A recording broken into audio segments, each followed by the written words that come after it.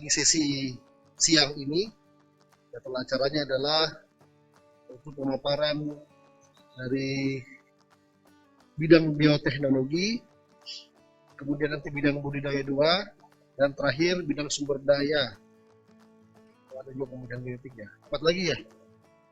Oke, 4 lagi. Baik, untuk pembahasan pertama yaitu bidang bioteknologi, kami mohon izin akan menelpon Pak Faidar di Balai Takalar yang mendapat pertanyaan dari Pak Wendy dari Maros. Ya, sambil menunggu hubungan telepon, mohon disampaikan di layar. Di teleponnya masih belum aktif Pak Faidar. Pak Faidar, enggak, nanti ke Pak Aswar dulu. Aktif. Baik Bapak Ibu, kalau begitu kita ke Pak Aswar dulu. Itu minta tadi. Nah, begitu lah. Jangan. Ya. Kalau begitu kita ke Pak Aswar dulu. Ada pertanyaan. Ini siapa nih? Ya, tercatat Pak, nanti kami akan cek lagi datanya. Untuk Pak Aswarudi di Balai Riset Maros, ada pertanyaan, mohon konfirmasinya pada judul presentasi Bapak ada perbedaan dengan tujuan presentasi. Kemudian yang kedua, mohon mengapa diuji cobakan pada salinitas 0, padahal kepentingan Bapak adalah organisasi payau. Maksudnya ini kenapa di 0? Itu kan bukan air tawar nih. Kemudian selain itu, uji coba dilakukan pada salinitas 10 dan 50. Mengapa tidak berderet seperti 10, 30, 50? Yang ketiga, mengapa untuk memperoleh salinitas berbeda digunakan garam tambak, bukan air laut saja yang diencerkan? Ya, saya kira jelas pertanyaannya Pak Aswarudi, silakan dijawab.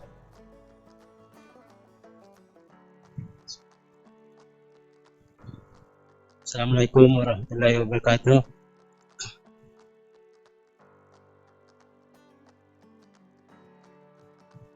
Terima kasih, saya akan mencoba menjawab saudara penanya, yaitu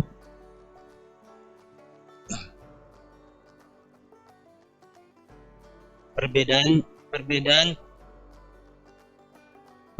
karena tujuan penulis makalah ini menjawab pokok-pokok dari judul tulisan yang sesuai dengan judul dan tujuan pada penulisan saya. Salah mengetik, mohon maaf Pak. Dengan tujuan ini mengetahui nilai toleransi dan vitalitas pada salinitas dan suhu dengan perlakuan uji coba yang berbeda-beda. Meskipun memang vitalitas bisa dinilai dari nilai SR dan tingkah laku larva.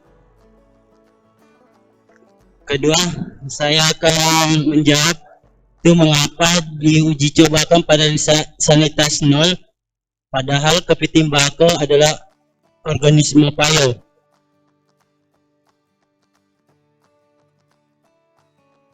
Pengujian pada kisaran yang luas dimaksud untuk melakukan uji stres pada salinitas tinggi dan rendah yang memiliki potensi fase hidup larva.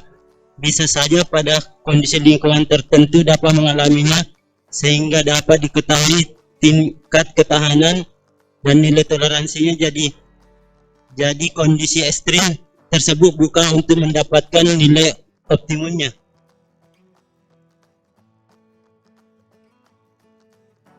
Pertanyaan ketiga, itu mengapa untuk memperoleh salinitas berbeda digunakan garam tambak, bukan air laut saja yang diencerkan. Penggunaan garam tambak hanya untuk memperoleh konsentrasi yang lebih tinggi daripada konsentrasi air laut yang ada di atas 34 ppt. Justru pemilihan garam tambak asli bukan garam dapur atau garam sintetis, dimaksudnya agar kandungan komposisi kimia bisa menyerupai kondisi alamiah di laut. Terima kasih banyak, Pak. Baik, Bapak Ibu, itulah tadi tanggapan dari Pak Aswarudi dari Maros. Mohon dimatikan mic-nya, Pak. Ya, jadi terkait dengan sanitasta adalah karena beliau ingin mengetahui rentang Pak ya, rentang optimum dari nilai toleransi larva kepiting batu ini, karena memang harus diuji cobakan pada salinitas yang ekstrim. Mungkin begitu Pak Aswarudi. Baik Bapak Ibu, selanjutnya kita penanya ke selanjutnya yang ditujukan kepada Bapak Faidar dari Pak Wendy di Maros. Bertanya ke Pak Faidar, nomor 1 Mas, sementara dihubungi lewat telepon. Jadi saya pantau juga ini di YouTube sudah banyak yang online lagi. Terima kasih Bapak Ibu. Aduh, nah ini sudah tersambung. Assalamualaikum Pak Faidar. Halo, assalamualaikum Pak Faidar. Waalaikumsalam ya. Tapi Pak ini ada pertanyaan dari Pak Wendy. Kita bisa lihat di layar. Silahkan dijawab Pak Tabe. Halo, silahkan dijawab Pak. Halo, silahkan dijawab Pak. Ya, silahkan dijawab Pak, silahkan dijawab. Halo, silahkan dijawab Pak. Ya. Assalamualaikum warahmatullahi wabarakatuh. Terima kasih Pak ini atas pertanyaannya. Kami akan mencoba menjawab pertanyaannya. Yang pertama, berapa kandungan nilai nutrisi rotifer yang diberikan pada larva rajungan? Jawabannya berdasarkan hasil kegiatan lab uji BPB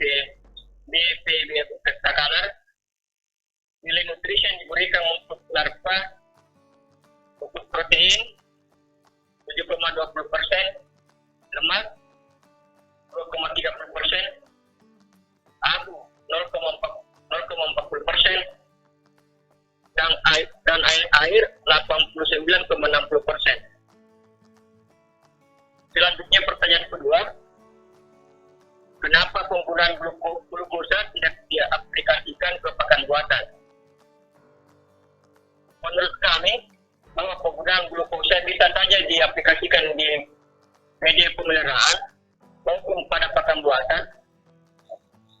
Tapi pada kesempatan ini kami coba aplikasikan pada media pemeliharaan pada stadium soya sampai stadium megalupa. Karena pada stadium tersebut belum diberikan pakan buatan dan langsung diberikan dan diaplikasikan pada air media pemeliharaan. Kemudian pertanyaan ketiga, apakah penggunaan glukosa dalam jumlah banyak tidak mempengaruhi kualitas air? Dari hasil penelitian pendahuluan dengan menggunakan glukosa terlarut 150 ppm tidak mempengaruhi kualitas air, akan tetapi menyebabkan kematian secara perlahan pada larva rajungan sehingga mempengaruhi sintasa. Hal ini dipertegas oleh Karim dan Raten Dondok 2010 bahwa kelebihan glukosa dalam tubuh akan mengalami pembentukan glukosa menjadi glikogen melalui proses glikogen, dan apabila terjadi peningkatan glikogen yang terus menerus dapat mengganggu keseimbangan tubuh sehingga mempengaruhi sintasa larva. Kemudian pertanyaan keempat, berapa persen karbohidrat dari glukosa yang diberikan? Secara umum, kandungan karbohidrat glukosa yang terlarut sebanyak 58,8%. Namun pada percobaan ini kami tidak membuat uji proksimatnya yang kami cobakan. Baik. Jawaban kami sementara. Ya Pak. Siap Pak Faidar, terima kasih. Jadi kegiatan ini Pak, larva rajungan ini apa pemeliharaan rajungan masih jalan Pak ya? Masih jalan. Alhamdulillah. Iya Pak. Oke Bos. Nanti kalau ada teman-teman yang bertanya lagi nanti kita bisa sampaikan ke Pak Faidar untuk kunjungan di Takalar. Ya, siap. Siap Pak. Pak Faidar, untuk sementara terima kasih Pak Faidar. Ya, sama-sama Pak. Iya Pak, jangan lupa pakai masker. Ya. Iya, assalamualaikum. Salam. Ya, itulah tadi Pak Faidar dari Balai Perikanan Budaya RP Takalar. Ya, di sana ada divisi rajungan dan kepiting. Baik Bapak Ibu sekalian, untuk kelompok bidang bioteknologi, kita kembali akan bertanya ke Pak Faisal. Ya, pertanyaan ketiga. Ini lagi dari Pak Risman ini. Pak Risman ternyata banyak juga menyimak ini. Dari Surabaya, beliau sepertinya stakeholder Pak atau masyarakat umum yang memantau atau menyimak video paparan Bapak-Bapak sekalian. Baik, kita coba telepon Pak Faisal di Balai Perikanan Budaya Air Payau Takalar. Ini terkait dengan komoditasnya ikan kakap putih. Menarik ini Bapak Ibu. Assalamualaikum Pak Faisal. Waalaikumsalam Pak. Ya, tapi Pak ini ada pertanyaan dari Surabaya Pak. Iya. Ya, beliau tertarik tentang kakap putih sepertinya ini Pak. Ya, Iya Pak. kita silahkan jawab Pak. Iya Pak. Silahkan. Ya. Baik, saya akan menjawab pertanyaan dari Pak Risman. Risman. Iya. Yang pertama itu mohon bisa dijelaskan lebih lanjut mengenai induk alam dan dari mana induk yang digunakan dan bagaimana penanganan induk tersebut. Induk alam adalah induk yang berasal dari perairan bebas, sedangkan induk alam yang kami gunakan itu adalah berasal dari perairan Takalar. Sedangkan cara penanganan induk itu ada dua cara, yakni untuk induk alam dan induk budidaya. Yang pertama itu ikan hasil tangkapan secepatnya dimasukkan ke dalam pengangkutan dan langsung dibawa ke hatchery. Yang kedua, pembiusan tidak perlu dilakukan apabila induk diangkut dengan fiber yang dilengkapi dengan alat penyuplai oksigen. Pertanyaan kedua, berapa kali produksi larva oleh induk sampai dikatakan kategori akhir? Induk kakap putih bersifat hermaprodit prototandri, dia berubah kelamin dari jantan ke betina. Secara teori 2 sampai 3 kg jantan dan untuk ukuran 4 kg ke atas masuk fase betina. Tetapi induk-induk yang kami pelihara secara terkontrol, proses perubahan kelaminnya menjadi lambat. Terkadang induk jantan memasuki ukuran 4 kilo, tetapi masih statusnya jantan. Sampai sekarang ini kami belum mengetahui secara pasti masa akhir induk ikan kakap putih. Yang kami jadikan tolak ukur masa aktifnya adalah apabila induk tersebut sudah tidak produktif lagi. Sampai sekarang ini induk yang kami pelihara yang tersebut sudah tidak hidup lagi. Sampai sekarang ini induk yang kami pelihara dalam waktu 3 tahun masih sangat produktif dengan ukuran 3 sampai 6 kg. Pertanyaan terakhir yaitu apa yang dimaksud dengan induk budidaya, induk pemuliaan, dan apakah ada perbedaan perlakuan pada induk tersebut. Induk budidaya adalah induk yang diambil dari hasil pembesaran atau budidaya dengan mengambil ikan-ikan yang cepat pertumbuhannya tanpa melalui proses yang dilakukan dalam suatu kegiatan pemuliaan seperti selective breeding. Untuk induk ikan pemuliaan adalah indukan yang berasal dari pemuliaan yang selective breeding yang biasa 30%, yaitu indukan yang memiliki pertumbuhan yang sangat tinggi atau cepat dengan tujuan untuk mendapatkan benih-benih yang unggul. Sedangkan apakah ada perbedaan perlakuan dengan indukan tersebut adalah proses pemeliharaan dan pembiayahan dari kedua jenis induk yang meliputi sistem pergantian air, jenis dan dosis pakan yang kami berikan itu adalah sama. Ya. Mungkin itu jawaban yang kami bisa jelaskan, sampaikan. Siap Pak Faisal, terima kasih sangat jelas jawaban dari Bapak. Tapi Pak, sebagai informasi juga ini bagi pendengar, apakah benih kakak putih ada di tempat Pak? Ada Pak, ada Pak. Oh, Ada Pak. jadi bisa teman-teman atau masyarakat yang membutuhkan bisa menghubungi nanti ke Balai Takalar Pak di? Iya Pak. Siap bosku. Iya, mantap. Terima kasih Pak Faisal. Waalaikumsalam. Iya, assalamualaikum. Waalaikumsalam. Iya. Alhamdulillah luar biasa nih para peserta kita. Tugas dan tegas menjawab soal-soal apa namanya pertanyaan atau tanggapan dari penanya. Jadi sangat bagus sekali pada kesempatan hari ini, dan tadi telah selesai sesi pembahasan pada bidang bioteknologi. Selanjutnya pada bidang budidaya 2. Pada bidang budidaya 2 ini ada banyak sekali pertanyaan, namun mohon izin kita pilih Pak ya. Pertama untuk Pak Wendy ini ada banyak juga, jadi saya pilih Pak Wendy yang bisa sekaligus menjawab dari dua penanya. Pak Wendy ini adalah teknisi kita di Balai Riset Maros yang sehari-hari berkantor di instalasi pembenihan udang windu di Baru. Lagi dicoba ditelepon Pak Wendy, semoga online. Ya, oke nyambung Pak, kita coba.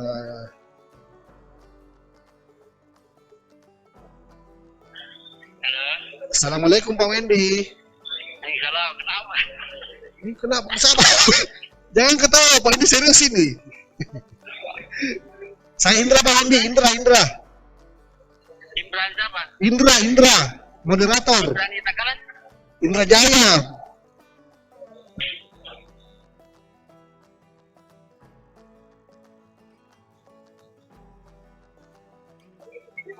Oke nah, Pak Wendy di Baru, silahkan menjawab pertanyaan dari Pak Faidar dari Balai Takalar dan Pak Rahmat dari Aceh.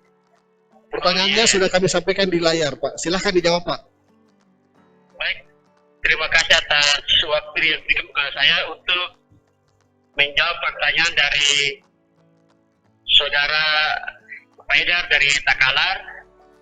Yaitu pertanyaan pertama itu, apakah kelebihan nopli udang windu secara kualitas dan Silahkan Pak, jangan dilihat di YouTube-nya, silahkan langsung saja. Ini online ini.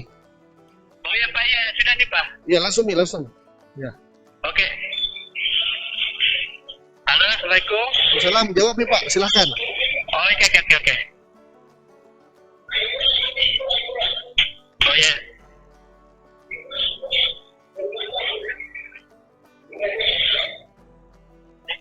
Pak Wendy, jangan dengar yang di YouTube Pak, keluar dulu, langsung jawab. Oh iya. Halo? Ya jawab nih Pak, sudah on ini, jawab nih. Baik, terima kasih atas waktu yang diberikan kepada saya untuk menjawab pertanyaan.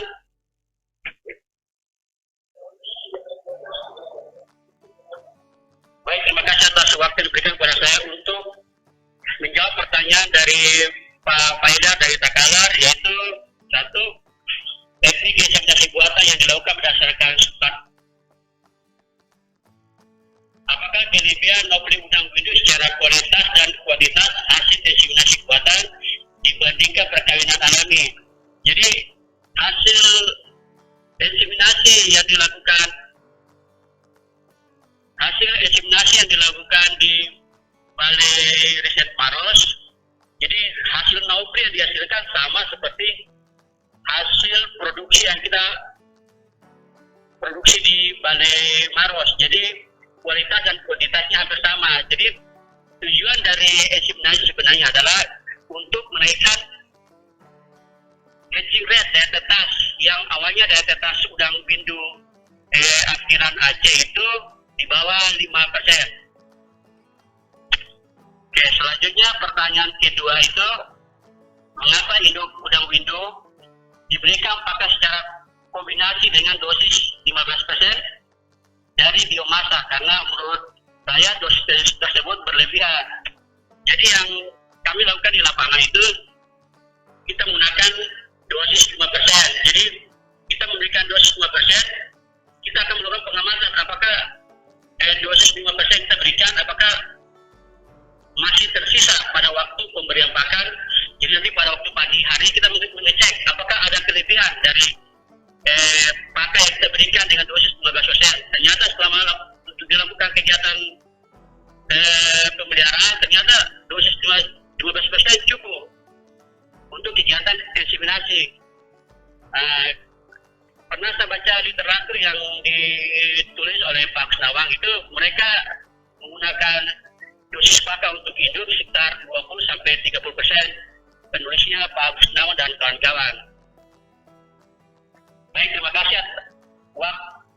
Pertanyaan berikutnya yaitu teknik inseminasi buatan yang dilakukan berdasarkan standar apa? Apakah standar SNI atau bagaimana? Jadi untuk inseminasi buatan atau IB yang dilakukan pada udang itu belum ada standar inseminasi buatan, kecuali inseminasi buatan pada sapi itu ada standar SNI. Ya, oke. Terus pertanyaan berikutnya itu induk yang digunakan apakah induk alam atau induk pemulihan? Jika induk alam, dari mana asalnya induknya? Mengapa tidak menggunakan induk pemulihan saja? Baik, saya jawab. Yang kita gunakan di sini inseminasi buatan, kita menggunakan induk akhiran dari Aceh.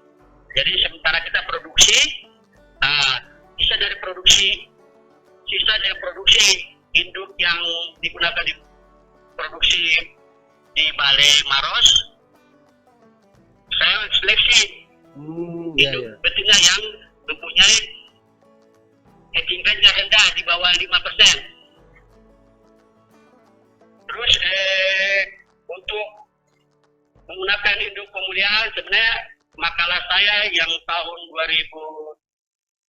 2018 itu kita menggunakan udang domestikasi hasil tambak. Ya sudah hasilnya agak bagus, hatching rate-nya di atas 30%. Di mana kita tahu bahwa udang domestifikasi asal tambak itu memang hatching rate-nya memang agak rendah sekali, di bawah 5%. Ya. Selanjutnya pertanyaan berikutnya, pemberian pakan berupa kombinasi pakan segar. Mohon jelaskan dari mana kombinasi dirancang. Apakah pengaruhnya pada udang? Jadi pakan yang kita gunakan itu maksudnya pakan segar, yaitu ada cumi, ada kerang, ada cacing laut. Jadi maksudnya kombinasi sini ada istilahnya campuran antara pakan segar, antara cumi, cacing laut dan kerang laut. Dengan dosis pakannya sekitar 15%. Terus pertanyaan keempat, tetas telur yang didapatkan yaitu sekitar 26%. Apakah ini termasuk bagus atau bagaimana? Apakah ada metode lain yang lebih bagus? Jadi kita di sini melakukan inseminasi pada udang akhiran yang sudah melakukan 5-6 kali peneluran, tetapi hatching rate-nya di bawah 5%, kadang ada 0%. Ya, dengan inseminasi buatan ini tujuannya untuk meningkatkan hatching rate udang tersebut. Cuma kita di sini menggunakan spermatofor pada kita masukkan spermatofor jantan pada betina, kita menggunakan satu spermatofor yang seharusnya pada literatur harus menggunakan 2 spermatofor karena keterbatasan induk donatur spermatofor untuk betina, jadi kita menggunakan 1 spermatofor. Jadi kita bisa lihat bahwa ternyata awalnya ini udang akhiran Aceh betina itu mempunyai hatching rate-nya di bawah 5%. Setelah menggunakan teknik inseminasi, kita bisa menaikkan sampai 26%. Mantap. Baik, terima kasih atas pertanyaan diberikan kepada teman-teman dan saya mudah-mudahan bisa dipahami dan dimengerti. Ya, Pak. Assalamualaikum warahmatullahi wabarakatuh. Belum selesai, Pak. Tunggu dulu. Ini ada elaborasi lebih lanjut. Ini saya ini nomor 3 ini, Pak. Nomor 3 ini. Ini Pak Indra. Oh, Pusko. Ini nomor 3 pertanyaannya belum dijawab tuntas. Itu kombinasi cumi apa tadi cacing laut, kerang itu dari mana kita bisa dapat kombinasinya? Apakah coba-coba atau bagaimana Pak? Atau ada literaturnya? Tolong dijawab Pak Wendy. Mati kan? Pak Wendy tetap online, tolong dijawab Pak.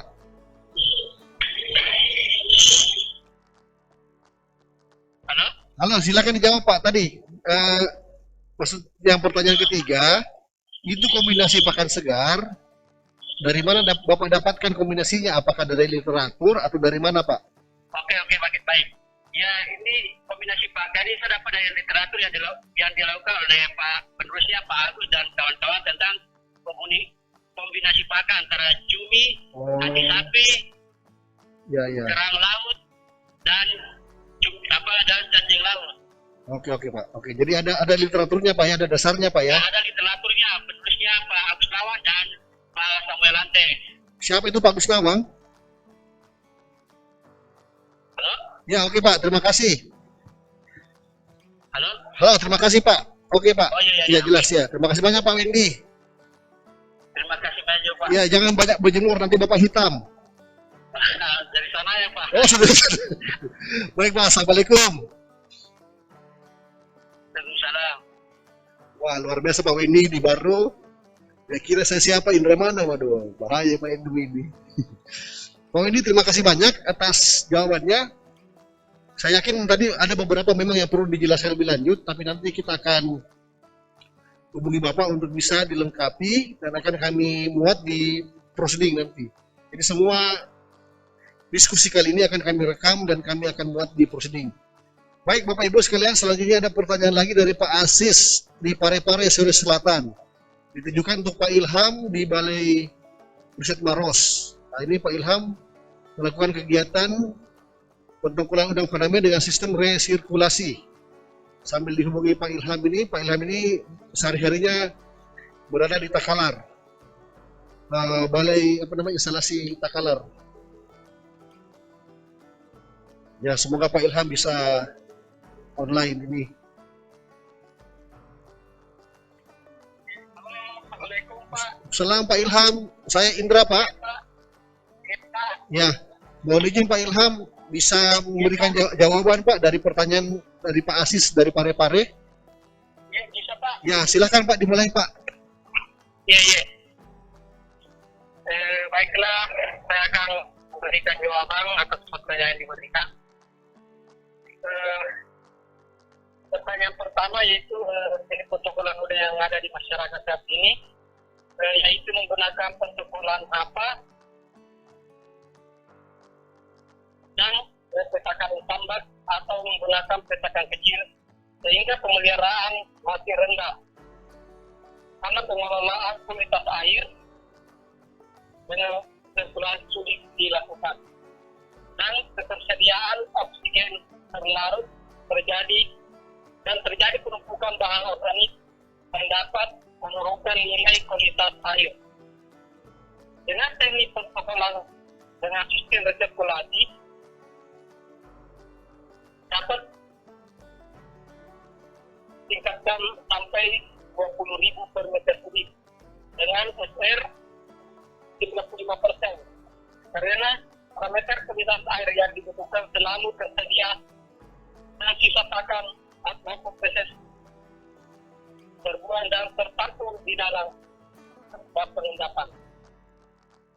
Protokolan dibutuhkan karena pada akhir-akhir ini permasalahan sering terjadi di masyarakat, yaitu antara lain vitalitas penur dari hatchery sangat lemah karena di bawah PL 10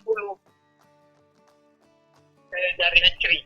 Permasalahan yang kedua yaitu budidaya umur 30 sampai 40 hari sering serang penyakit. Dengan dilakukan protokolan, permasalahan ini kita dapat atasi dengan baik. Dapat memperpendek waktu pemeliharaan di tambak untuk mencapai pakan sampai 75% pada 20 hari pertama pemeliharaan. Dan pertanyaan kedua, apakah pemberian pakan 6 kali sehari efektif? Menurut saya, pemberian pakan 6 kali sehari sangat efektif karena dari hasil yang kami dapatkan menggunakan penebaran 10.000 meter kubik sampai 20.000 meter kubik, kami mendapatkan SR di atas 95%. Artinya, dengan pemberian pakan 6 kali sehari, kanibalisme udang sangat rendah karena ketersediaan pakan setiap 3 jam selalu ada. Oke Pak, lanjut. Pertukaran udang faname dengan kepadatan 1.000 ekor apa dengan peluang 1 meter kubik dengan frekuensi pemberian pakan 3 kali sehari dan 2 kali dan 1 kali sehari. Itu menurut Irfan bin Rajab 2016. Sedangkan ada pun pertanyaan yang ketiga, teknik resirkulasi ini sangat memungkinkan apakah dapat diterapkan di masyarakat? Menurut saya memungkinkan diterapkan di masyarakat karena permasalahan yang dibutuhkan hanya menggunakan tempat cukup kapasitas 160 watt dan teknik resirkulasi ini sangat efektif karena penggunaan air sedikit. Jadi kemungkinan terjadinya penyakit sangat minim karena minim pergantian air. Protokolan teknik resirkulasi sangat memungkinkan dilakukan oleh masyarakat sebagai salah satu segmen usaha tersendiri yang dapat meningkatkan nilai tambah Rp1 per 1 ekor benur per hari. Sekian dan terima kasih yang kami dapat sampaikan. Assalamualaikum warahmatullahi wabarakatuh. Waalaikumsalam warahmatullahi. Terima kasih Pak Ilham, sangat jelas jawabannya. Pak Ilham ada di mana sekarang Pak? Saya posisi menuju Takalar Pak. Oh iya, hati-hati Pak ya. Iya Pak. Ya, Salam sama yang bawa mobil. Oh iya Pak, Pak Iman Pak. Ya. Ya, Assalamualaikum warahmatullahi. Waalaikumsalam warahmatullahi wabarakatuh. Wah, luar biasa Pak Ilham, dalam perjalanan beliau tetap memantau Pak. Ini selamat Pak Ilham di perjalanan. Ya, nah yang terakhir ini Pak ya, dari grup Budidaya 2 dari Ibu Helena Manik, Balai Besar Riset Pengolahan Produk. Ada yang ingin dikonfirmasi ke Ibu Rosni di Maros.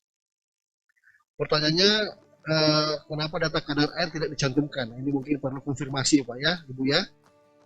Juga kenapa hasil data tidak yang ditampilkan sebaiknya tidak simpel ya.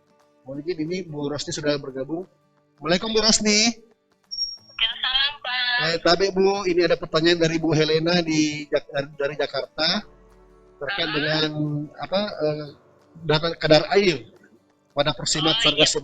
Silahkan dijawab Bu. Oh ya, makasih Pak. Baiklah, saya akan mencoba menjawab pertanyaan dari Ibu Helena.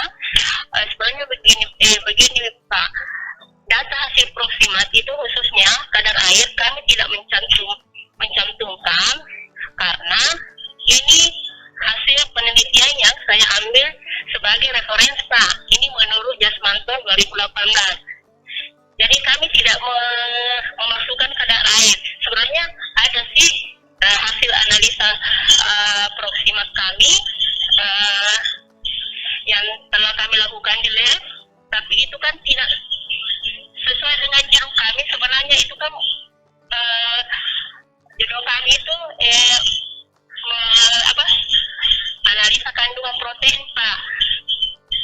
Ya, Nah, jadi kalau memang penanya membutuhkan kandungan Proximatnya ada sih Pak. Kandungan protein kandungan Proximat dari tepung sargasem itu kadar airnya itu sekitar 6,3%, kadar abu 24,29%, kadar lemaknya itu 1,12%, proteinnya itu 6,84%, sedangkan serat kasarnya itu sekitar 31,34%. oke. Nah, saja Pak, yang penanya yang kedua. Ya silahkan Bu. Penanya kedua menanyakan tentang kenapa tidak melakukan simpro. Sebaiknya tidak simplo. Ya. Ya, harusnya melakukan 3 kali pengulangan. Tapi sebenarnya begini Pak, dari hasil uji proximat itu kami lakukan, kami tidak melakukan namanya uji pengulangan 3 kali karena kami melakukan ada namanya uji kontrol sampel. Jadi itu sudah mewakili dari namanya triple atau duplo. Jadi hanya itu booking. Nah, dari pengujian kontrol sampel itu sudah mewakili data duplo. Di samping itu untuk mengurangi atau penghematan bahan kimia Pak. Mungkin itu yang bisa saya sampaikan Pak. Siap Bu. Ya Bu. Assalamualaikum warahmatullahi wabarakatuh. Waalaikumsalam Bu Rosni. Terima kasih banyak penjelasan Pak. Jadi memang datanya ada, cuma tidak dicantumkan karena disesuaikan dengan judul tulisan. Ya, oke. Ya betul. Ya, kemudian Ya. tidak simpel karena ada namanya apa tadi uji kontrol sampel. Pak. kontrol sampel. Oke Bu ya. Terima Ya, kasih Bu Rosni. Ya, Ya, ya sama-sama Pak. ya, terima kasih. Assalamualaikum. Waalaikumsalam Pak. Alhamdulillah luar biasa nih para peserta. Terima kasih, tetap online semua. Selanjutnya kita pada bidang sumber daya Bapak Ibu. Jadi Bapak-bapak Ibu-ibu yang peserta yang tergabung dalam bidang sumber daya, mohon izin siap-siap untuk menjawab pertanyaan. Pertama ini kami ingin ke Padang dulu nih. Kami ingin ke Padang ini bertanya sama saudara kami di Padang yang dari Lokal Riset Sumber Daya Kerentanan Pesisir Bungus. Ada pertanyaan dari Pak Laude Hafiz dari Maros. Kita coba telepon Pak Ilham di Bungus. Nah ini di Bungus ini saudara kami bekerja di Lokal Riset Sumber Daya Kerentanan Pesisir, melakukan kegiatan potensi air tanah di PPI Muara Anai berdasarkan analisis pengukuran geolistrik. Ya, sudah tersambung. Assalamualaikum Pak Ilham. Waalaikumsalam Pak. Ya, siap. Saya Indra Pak, moderator seminar kita. Ya, siap. Ya, mohon izin Pak, ini ada pertanyaan dari Pak Hafiz dari Maros. Itu Ya, siap, tentang apa namanya pengeboran air tanah, Bu. Silahkan Pak dijawab Pak. Oke, siap. Itu saya akan menjawab pertanyaan dari Pak Hafiz. Itu tentang makalah saya itu potensi air tanah berdasarkan analisis geolistrik.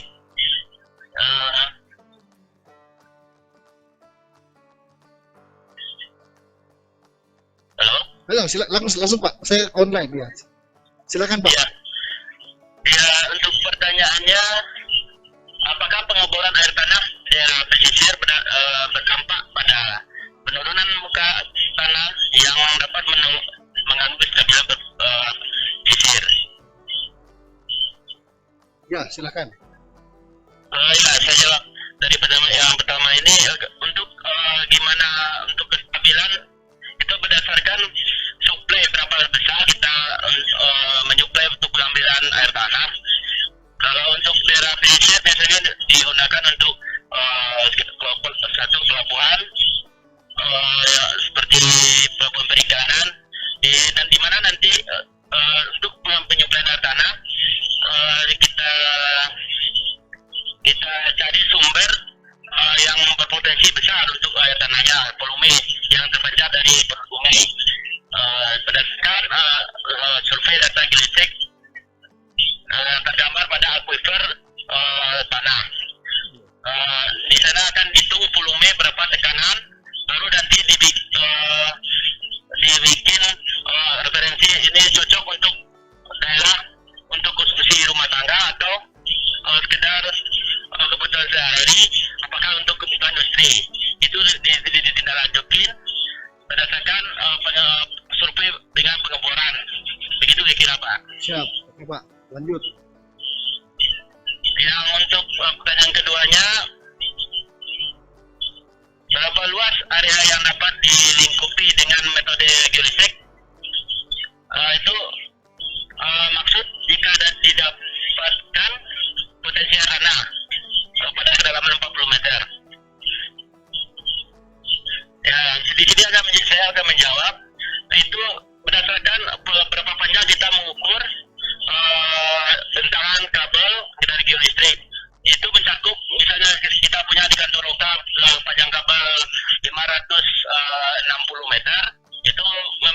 spasi yang setia di samudra sekitar 10 meter. Nah, di mana nanti hasil pengukurannya akan menggambarkan penampang layar tanah yang cukup kedalaman sampai 131 meter. Di sana di layar tanah itu nanti akan menunjukkan gambar dari CCTV setiap tahanan, baik batuan, lapisan keras, lapisan lunak seperti lempung, terus air akan tergambar berdasarkan dari CCTV yang dipancarkan oleh bantuan terhadap tahanan yang direkam pada alat sedimen pada geolistrik. Nah, di sana akan tergambar seperti yang pada saya berkesimpulan untuk daerah PPI Muaranai Padang, untuk posisi air tanahnya yang bagus sekitar maksimal 11 meter. Di bawah itu bisa dari pendapat dari pembacaan alat geolistrik dari ahlinya, saya tanya yang lebih mengerti di bidang geologi, itu untuk kedalaman bawah 30 sampai 40 kemungkinan airnya sudah bercampur dengan air payau karena dekat dengan pesisir pantai. Ya, begitu kira-kira jawabannya, Pak. Oke Pak, masalah luar biasa Pak. Ini Pak Ilham ini materinya, jadi bisa membantu masyarakat untuk mendapatkan potensi air tanah di daerah pesisir Pak ya. Ya, sebagai itu sebagai pedoman untuk sebelum pengeboran, Pak. Betul, Kira-kira, betul, Pak, ya, itu siap. kita sebelum lakukan pengeboran dan berdasarkan dengan geolistrik. Ya, mantap ini Pak. Ya, terima kasih Pak Ilham. Ya, sama, Pak. Ya, salam buat teman-teman di sana, salam buat Ibu Nia Kepala Lokah. Siap, Pak. Siap. Sampaikan, Pak. Ya, assalamualaikum. Wassalam, Pak. Luar biasa Pak Ilham, saudara kita di Padang. Ibu Ngus itu di Padang Pak, Sumatera Barat. Sumatera Barat ya. Ya. Oke, selanjutnya ini kita ke Jawa, ke Jatiluhur. Bapak Ibu sekalian, ada Bapak Tri Mulyanto di Balai Riset Pemeliharaan Sumber Daya Ikan Jatiluhur. Mendapat pertanyaan dari Ibu Ika Setianingrum, Balai Besar Pengolahan Produk. Ya, Pak Tri Mulyanto ini Balai Riset Pemeliharaan Sumber Daya Ikan Jatiluhur. Kantornya tepat berada di dekat Waduk Jatiluhur. Sangat indah kantor beliau ini. Kita coba kontak Pak Tri Mulyanto. Pak Tri Mulyanto juga sudah mengupload foto lagi online. Aduh, luar biasa Pak Tri. Assalamualaikum Pak Tri. Ya, waalaikumsalam, Pak. Pak, saya Indra Pak, moderator seminar nih. Ya, mohon izin ini ada pertanyaan dari Ibu Ika dari Selipi, Jakarta ya. Beliau bertanya, apa sih yang mempengaruhi adanya perbedaan hasil tangkapan ikan bilih? Nah, ini bisa dijawab Pak, silahkan. Baik, Pak, saya akan mencoba menjawab. Terima kasih atas pertanyaannya, Pak. Ini sangat bagus sekali ininya, Pak, pertanyaannya. Jadi ini, Pak, yang mempengaruhi banyak enggaknya dalam penangkapan ikan bilih ini debit air, Pak, debit air atau kecepatan arus. Jadi semakin cepat debit air, ikan bilih itu semakin banyak masuk ke perangkap dalam alahan tersebut, Pak. Jadi semakin lambat juga hasil tangkapannya minim. Jadi masyarakat di situ, jika udah mulai sedikit dapatnya, dia memodifikasi dengan bebatuan supaya debit air atau kecepatan arus yang mengalir itu bisa cepat gitu Pak, bisa dimodif menjadi cepat, yang tadinya lambat jadi cepat. Jadi dimodif dengan bebatuan, bisa disekat dengan kayu dalam pemasukan air itu Pak. Di pasang surutnya itu dia dimodifikasi gitu Pak. Siap. Mungkin itu Pak jawaban dari saya. Terima kasih atas pertanyaannya Pak. Ya Pak. Maaf Pak Tri, ini ikan bilih ini di Danau Singkarak ya? Iya betul Pak, betul. Masih banyak Pak ikan bilih di sana Pak? Nah, dengan adanya kayak gitu Pak, penangkapan yang kurang terkontrol, jadi ininya menurun Pak. Jadi orang nelayan di situ itu dia pintar ketika dapat sedikit, dia modifikasi arus Pak. Jadi tadinya kan berdasarkan pasang surut. Ya. Nah, ketika dia surut, dia bendung air dari sungai itu Pak. Ya. Nah, yang masuk ke danau itu supaya deras. Jadi dia dimodif dengan sekatan air Jadi dia menggerojok, akhirnya dia terbentuk arus yang cepat, jadi ikan bilik terpancing untuk masuk begitu Pak. Luar Itu biasa. yang membuat tangkapan nggak terkontrol. Iya betul Terus Pak. ada bagan juga gitu Pak. Jadi menurut masyarakat itu sangat menurun sekali Pak. Iya. Dan belum ada budidayanya yang saya dapat info dari sana. Siap Pak Tri. Cara budidayanya. Ya, luar biasa ini informasinya Pak. Ini sangat bermakna sekali informasi dari Pak Iya Tri ini. Pak, sama-sama Pak. Pak Tri, Ya. terima kasih fotonya Pak sudah diupload. Oh iya. Iya, sama-sama Pak. Iya, siap. Aduh, senang sekali ini dengan panitia nih. Asik. Keras. Iya. Bekerja keras seperti ini bisa berjalan lancar. Insya Allah, Pak, insya Allah. Sampai akhir ini Pak. Ya, Tidak siap. ada gangguan ya. Pak Tri siap-siap dapat hadiah ya. Iya. Nanti di akhir dia umumkan. Iya. Ya. Assalamualaikum Pak. Ya, waalaikumsalam. Terima kasih Pak Tri, luar biasa ya Pak Tri, saudara kita di Jatiluhur. Semoga sehat-sehat Pak dengan teman-teman di sana. Kita menuju ke pertanyaan selanjutnya ini dari Pak Rizky. Pak Rizky ini tidak menunjukkan dari mana, sepertinya dari ini Pak, dari masyarakat umum. Bertanya ke Pak Saudara Hafiz dari Maros tentang pembuatan peta ortofoto. Baik, kita hubungkan dulu ke Pak Hafiz.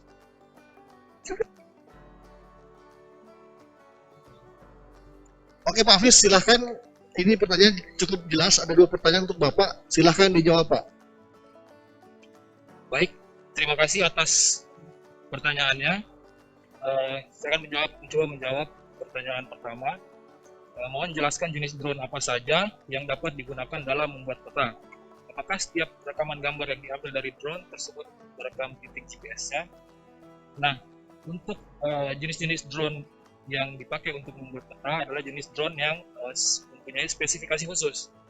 Di antaranya adalah mempunyai kamera minimal 12 megapiksel agar gambar yang dihasilkan itu lebih tajam.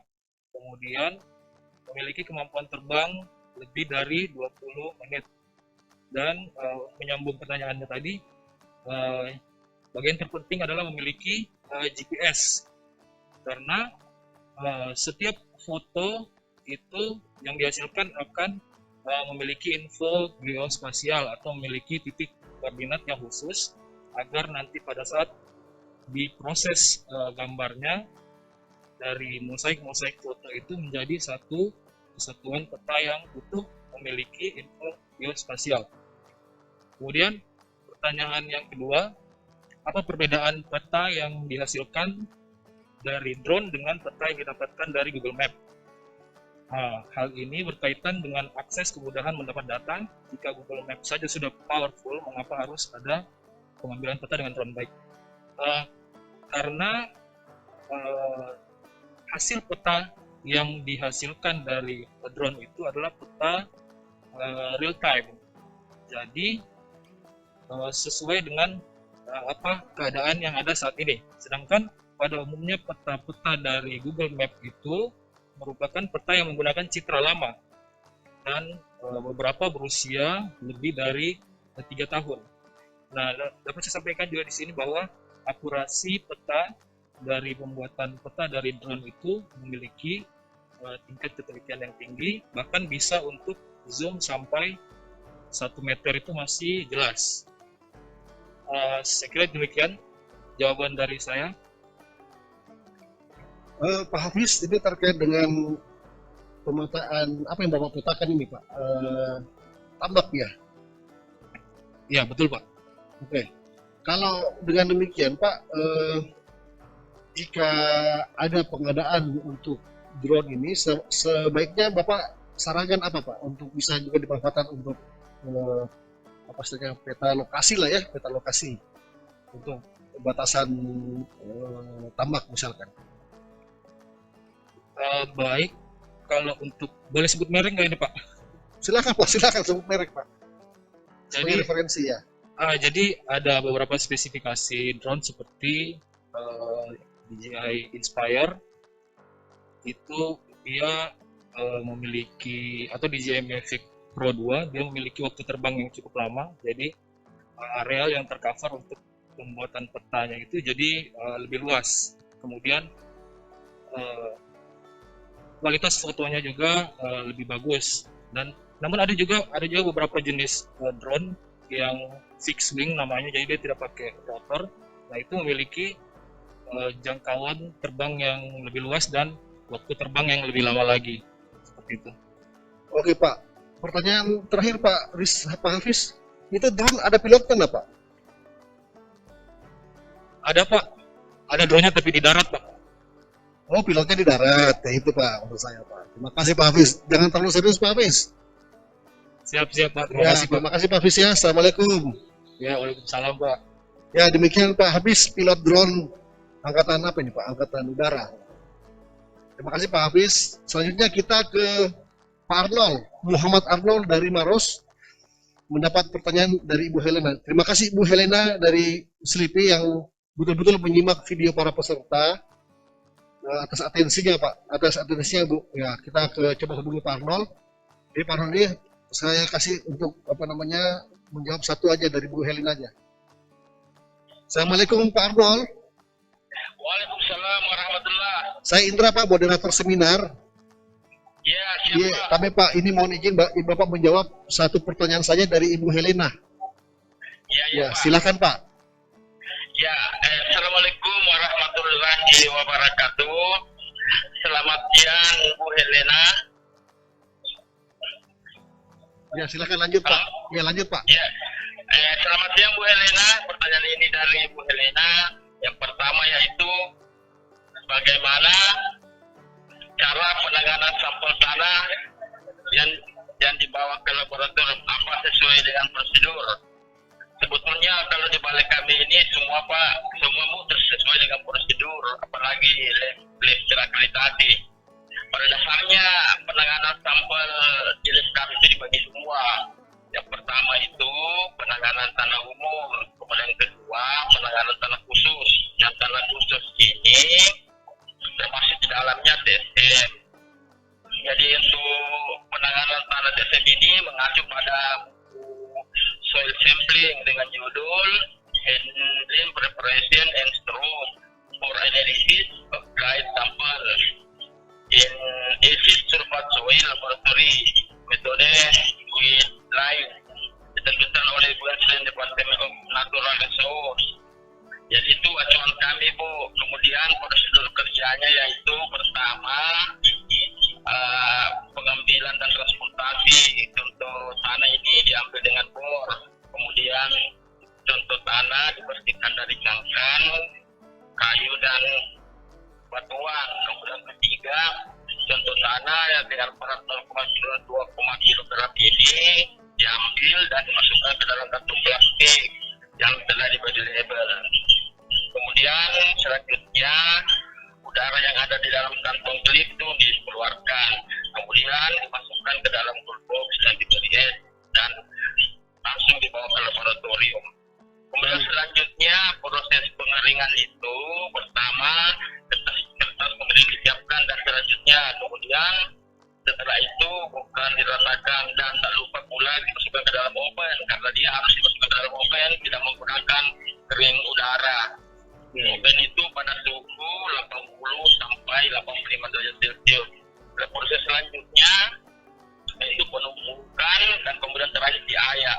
Itulah mungkin prosedur yang kami gunakan. Kemudian ada pertanyaan kedua. Mohon izin Pak, pertanyaan kedua tidak usah Pak. Pertanyaan ke satu aja. Bu Helena aja ya. Iya, saya kira itu aja Bu Helena Malik yang saya sampaikan. Ya, mengacu pada yang di atas tadi itu sebagai acuan kami. Ya, siap. Sekian, Assalamualaikum. Waalaikumsalam. Assalamualaikum warahmatullahi wabarakatuh. Terima kasih Pak Indra. Waalaikumsalam. Pak Arnold, ada ini Pak, mungkin saran, jadi nanti yang tadi Bapak jelaskan itu bisa dimasukkan di prosedur Bapak nanti Pak ya. Oh iya Pak, ya insyaallah Pak ya. Yang kedua Pak, Iya. Bapak ini di lab tanah ya? Ya, saya di posisi tanah Pak. Siap. Tunggu. Kalau begitu berapa harga tanah sekarang Pak? Saya kira Bapak tahu Pak. Kalau tanah DSM Pak murah Pak. Bercanda Pak Arnold ya. Sehat selalu Pak Arnold. Iya Pak. Iya Pak, terima kasih. Pak. Ya, Assalamualaikum. Waalaikumsalam warahmatullahi wabarakatuh. Luar biasa Pak Arnold dari Maros. Demikian Bu tadi jawaban beliau. Saya tanya harga tanah, beliau tidak paham ternyata. Baik, saya pilih pertanyaan yang lain yang lebih beragam, jadi biar teman-teman dari satker-satker bisa ikut berpartisipasi. Sekarang kita ke Palembang. Kita coba hubungi Ibu Mirna Dwi Rastina atau Ibu Dewi, ya, yang akan memberikan tanggapan. Pertanyaan dari Wakatobi. Wah, Wakatobi dari Ibu Nanda. Penelitian atau kegiatan Ibu Mirna ini tentang jenis-jenis ikan margacana di Sungai Musi, Sumatera Selatan. Margacana ini ya gabus-gabusan lah. Ya, siapa ini? Assalamualaikum Bu Dewi. Waalaikumsalam Pak Indra. Loh, kok kenal saya? Saya kan pakai masker. Pak. Kenapa? Ya, makasih Bu Dewi. Mohon izin ini Bu, ini ada pertanyaan dari Bu Nanda di Wakatobi. Iya. Ya, mohon izin silahkan Bu ditanggapi. Pertanyaannya Pak, mohon maaf Oh, karena ya. ini saya live streamingnya belum jalan. Siap. Soalnya Oke, hilang. saya ini Bu Punten, saya bacakan yang pertama. Apakah ikan-ikan hasil penelitian yang mulai langka ditemukan seperti Channa maroloides, Channa melanosoma dirasa perlu untuk dibudidayakan? Bagaimana tanggapannya Bu? Baik, saya akan coba menjawab. Terima kasih pada Ibu Nanda. kesempatan yang diberikan dan atas pertanyaan dari Ibu Nanda. Berdasarkan dari pertanyaan tersebut, perlu dilakukan untuk budidaya. Tindak lanjut tersebut perlu dilakukan guna menjaga bakal-bakal dari spesies Channa maroloides dan Channa melanosoma sehingga kelestariannya tetap terjaga, Pak. Iya, oke. Jadi sudah perlu untuk dibudidayakan Bu ya? Perlu, Pak. Siap. Saya rasa perlu. Walaupun memang di Sumatera Selatan ikan tersebut sudah mulai langka, Pak. Iya. Nah, ini terkait dengan pertanyaan nomor 2. Apakah ikan-ikan tadi memungkinkan untuk dibudidayakan? Saya rasa sangat memungkinkan untuk dibudidayakan, Pak. Oke. Karena secara habitat yang ada di alam, dia masih baik. Ditambah dengan teknologi pemuliaan yang mirip dengan ikan gabus atau Channa striata. Oh iya. Karena ikan gabus sudah bisa dimuliakan, Pak. Oke. Ini Channa maroloides ini satu genus Bu ya dengan Channa striata. Dia tidak masih satu ini, Pak, masih satu genus tapi beda spesies. Iya. Satu beda spesies ya. Iya, Oke. beda spesies. Mantap Bu.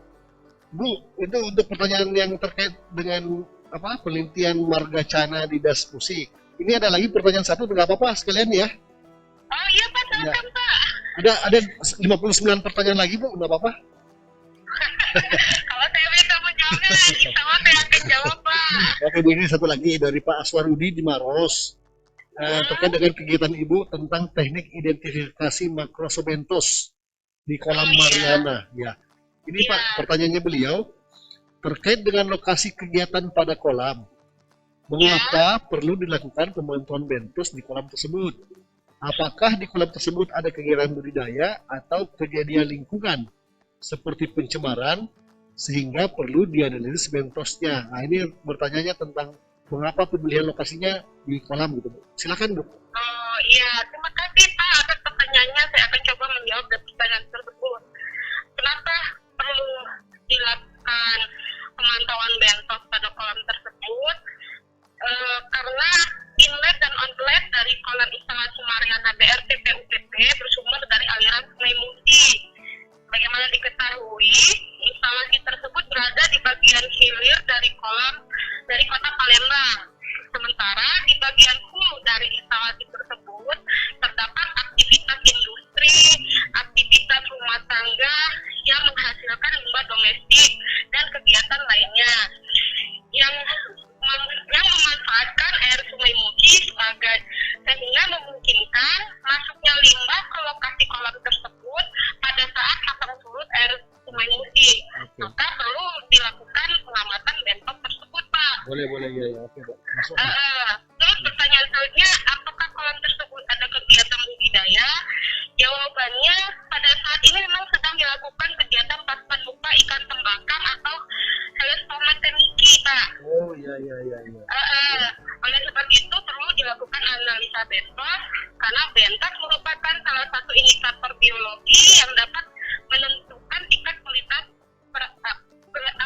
kualitas perairan tersebut. Boleh ya Bu. Mengingat air yang ada pada kolam tersebut diindikasi terjadi penurunan sumber kualitas airnya, Pak. Oke Bu, mantap sekali Bu, Ibu Dewi nih. Ibu Dewi pintar sekali. Siapa sih kepala balainya? Kepalanya Bapak Arif di bawah, Pak. Ya, yang kursi itu ya? Kayaknya sama dengan Bapak. Wah, kamu. Oke Bu, itu beliau itu guru saya Bu, beliau guru saya. Salam ya Bu ya buat Pak Arif dan teman-teman di Palembang. Ya, Ya, terima oke. kasih. Mohon maaf Palembang tidak bisa live, Pak, karena kondisi tidak memungkinkan. Saya harus di rumah. Gak apa-apa, memang harus di rumah Ibu, work from home ya. Oke. Iya, Pak. Terima kasih Bu, Assalamualaikum. Ya, sama. Waalaikumsalam warahmatullahi wabarakatuh. Luar biasa Ibu Dewi dari Palembang menjawab langsung dua pertanyaan dengan dua makalah yang berbeda. Tapi secara umum beliau sangat lugas untuk menjawab hal tersebut. Insya Allah akan kami rekam dan kami input di proceeding. Nah, bidang terakhir yaitu bidang pembenihan dan genetika. Ini ada beberapa pertanyaan. Cuma saya pilih saja beberapa Bu ya, karena untuk mengurangi waktu kita. Kembali dari Ibu Helena Manik dari Slipi yang bertanya ke Ibu Siti Rohani di Maros. Ya mohon izin ini Bu Ani, teknisi penyelia di Maros untuk bisa dapat menjawab. Ya, oke nanti kita hubungi. Ya, karena pertanyaan ini sangat penting untuk di laboratorium nih terkait dengan ketidakpastian. Ya, ini juga. Waalaikumsalam Bu Ani. Ya mohon izin Bu, ini ada pertanyaan dari Ibu Helena Manik dari Balai Besar Pengolahan Produk. Iya, Pak. Ya mohon izin bisa dijawab Bu pertanyaannya, silahkan. Insya Allah, Pak. Ya silahkan Bu.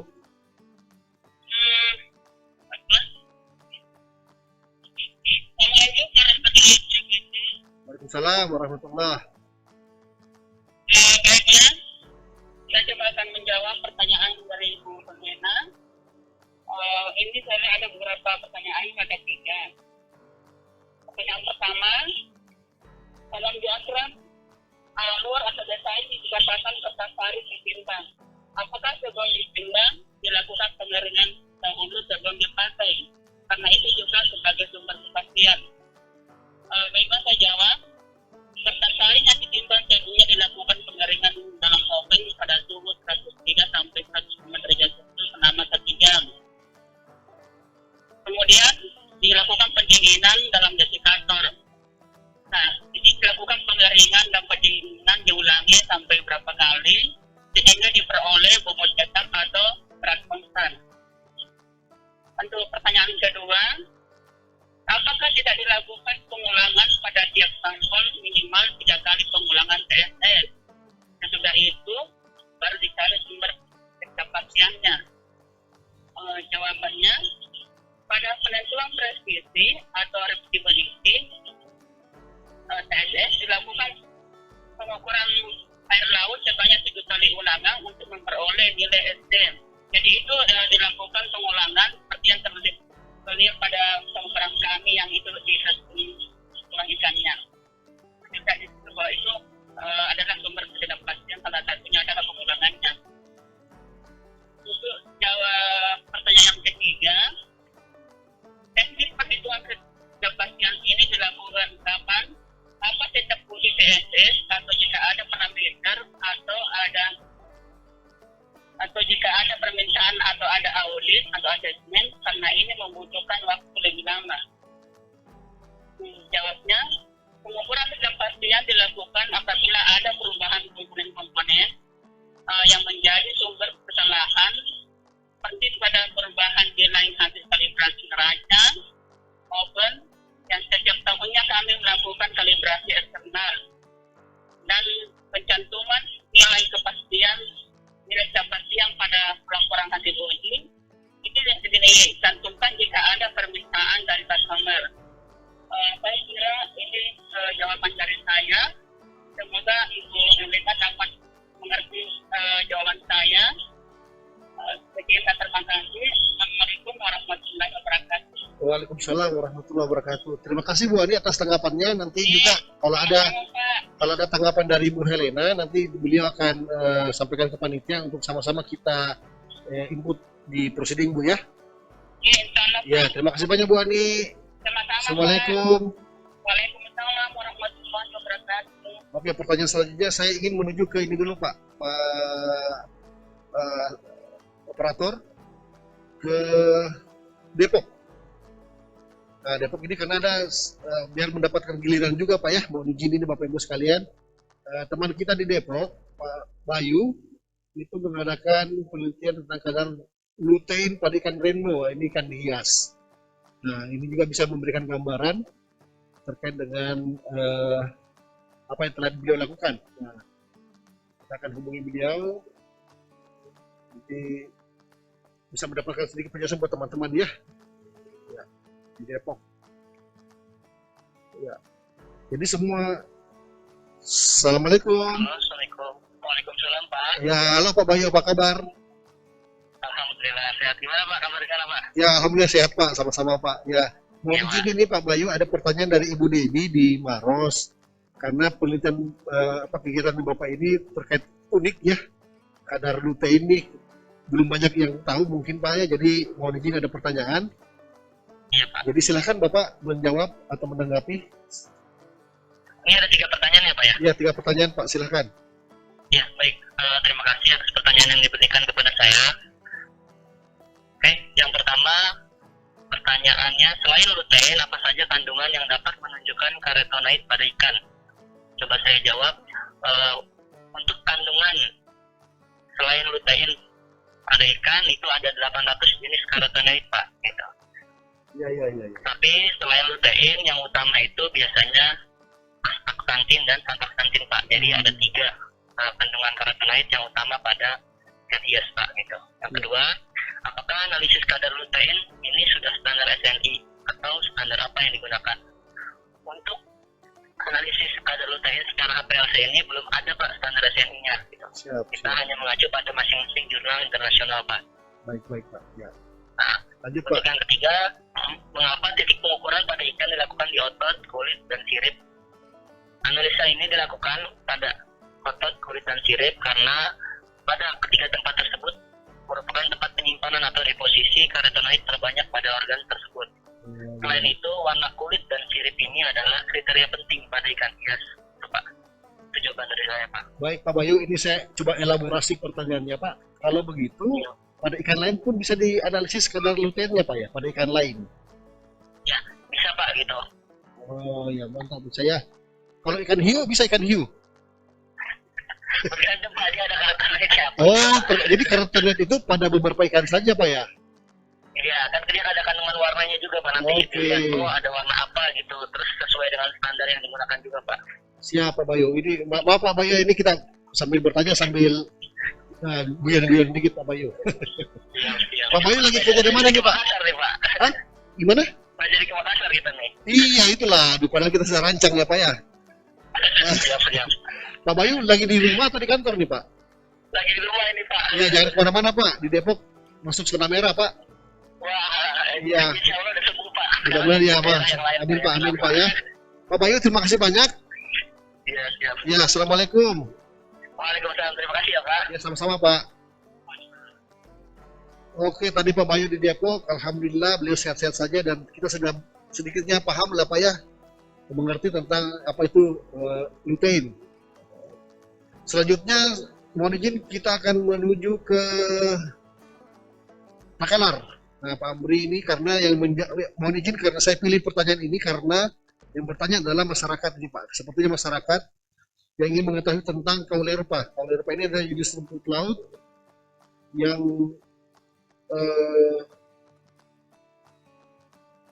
biasa menjadi konsumsi juga ya.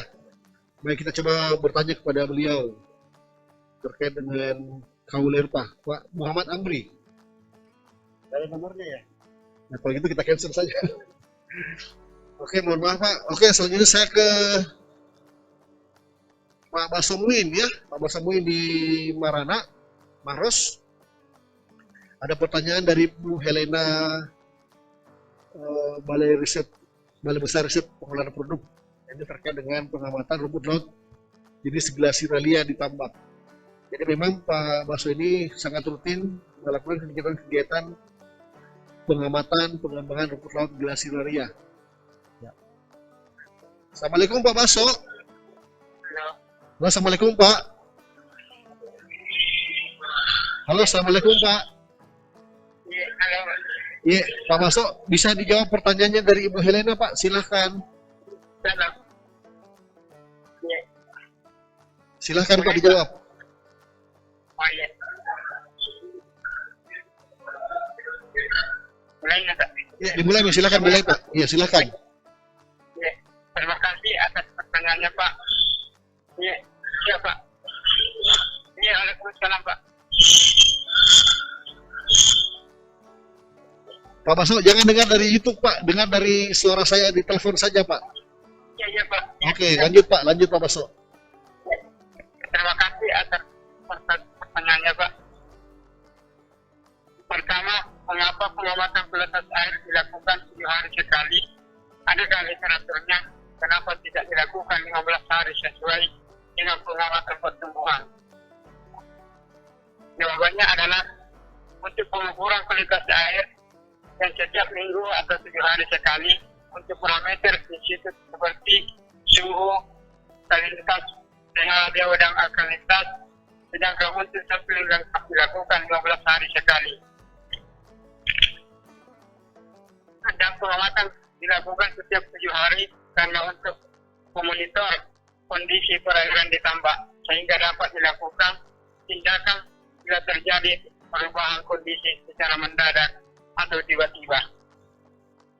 Pertanyaan kedua, mengapa pengamatan kualitas air dilakukan lengkap, tidak lengkap seperti amoniak, nitrat, nitrit, fosfat dan lain-lain, padahal itu sangat penting.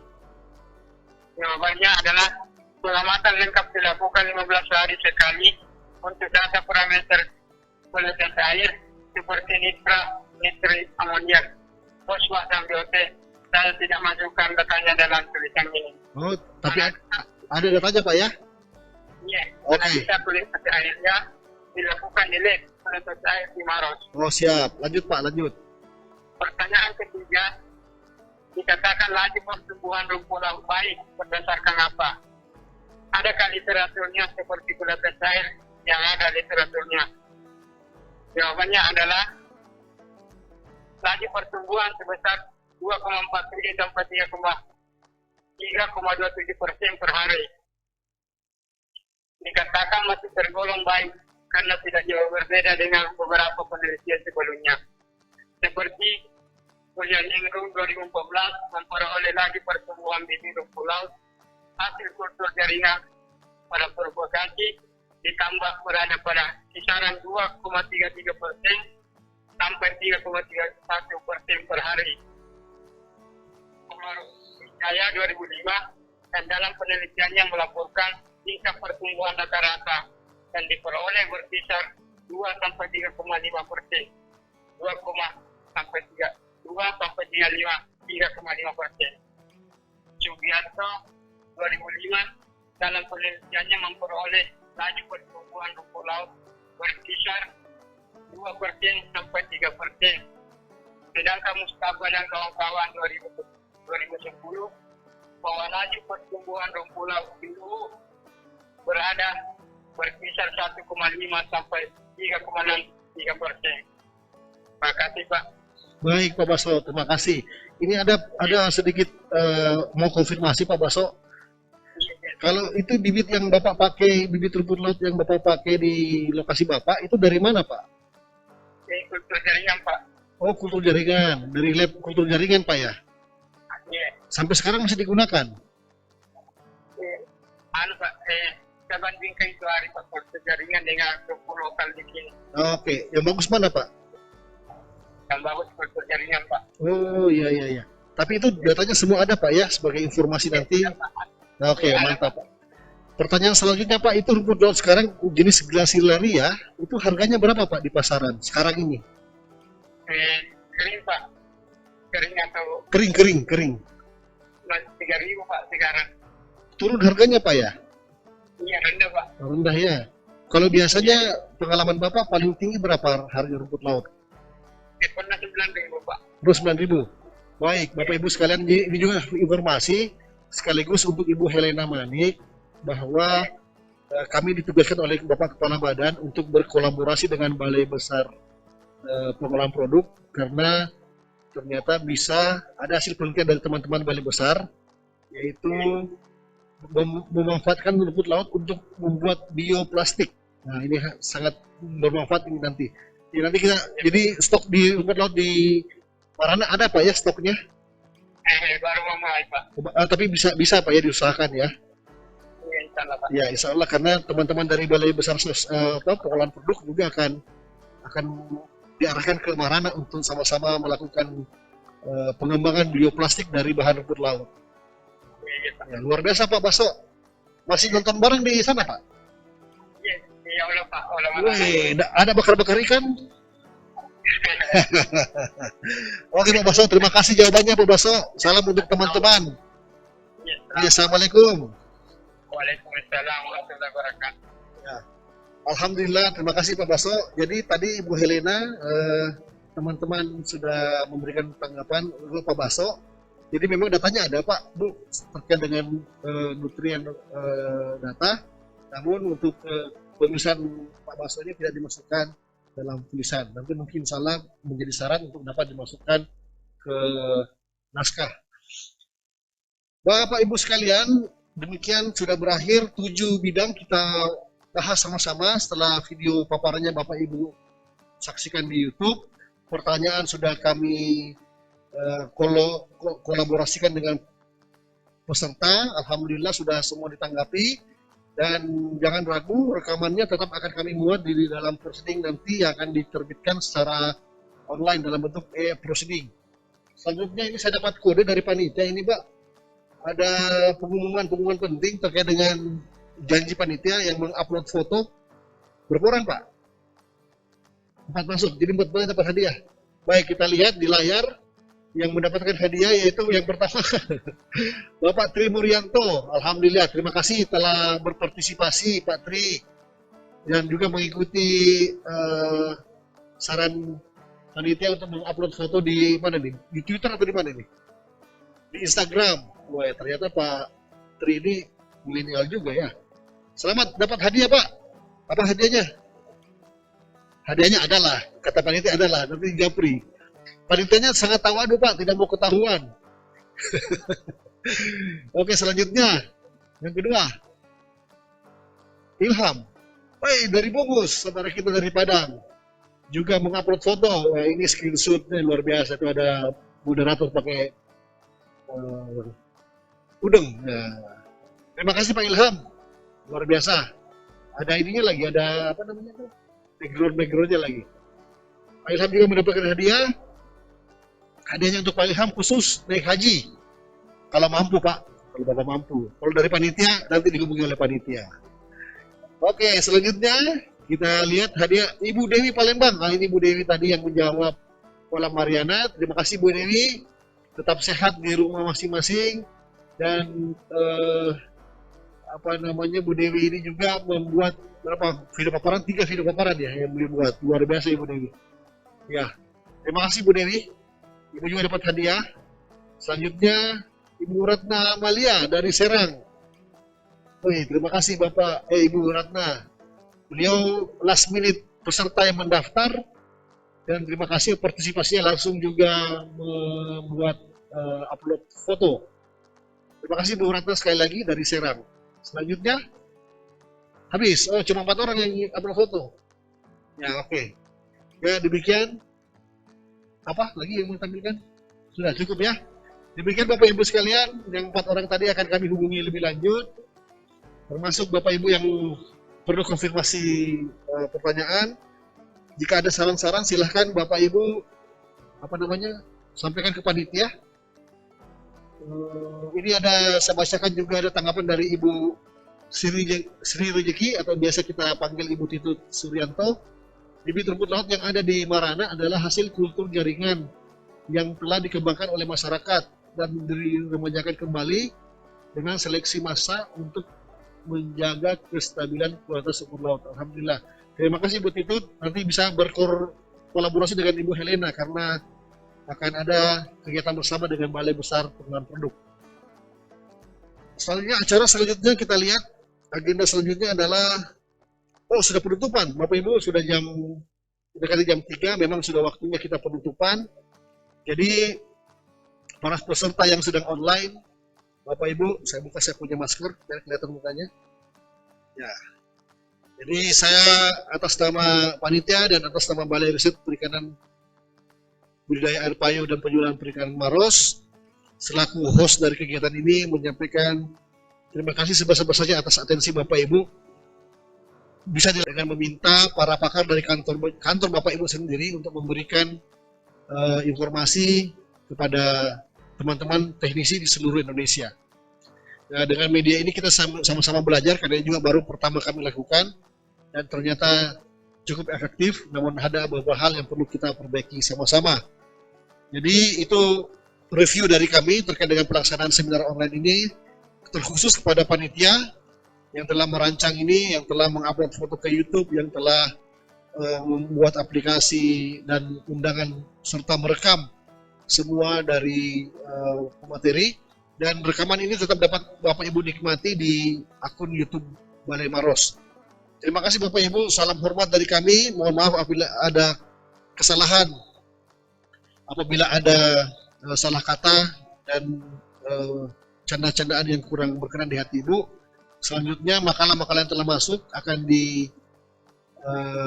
direvisi atau direview oleh evaluator. Nanti tunggu saja apa hasil evaluasinya akan disampaikan ke Bapak Ibu sebelum nanti setelah sempurna, setelah bagus kita akan terbitkan di proceeding. Adapun sertifikat nanti akan kami terbitkan setelah mengelola data yang ada dan akan kami kirimkan ke kantor Bapak Ibu sekalian. Kami atas nama panitia, mewakili panitia atas nama Balai, sekali lagi mengucapkan apresiasi yang setinggi-tingginya. Terima kasih.